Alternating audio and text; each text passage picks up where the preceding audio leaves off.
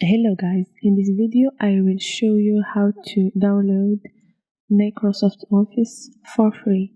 So first of all you have to access Google and then type TechBench. Go to the first website and here you have to select the product that you want to download. You have multiple choice like Windows or Microsoft Office. In our case, we'll pick Microsoft Office. Then we'll pick the version of Microsoft Office, which is Microsoft Office 2021.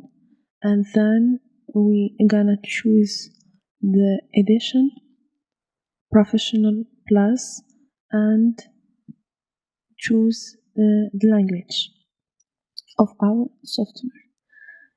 In the last option, just pick the only choice you have. Click the button download, and then to start your download, you have to press F5. Okay, and then you have your download is starting. Press Ctrl plus G to see the progress of your downloading, and that's all.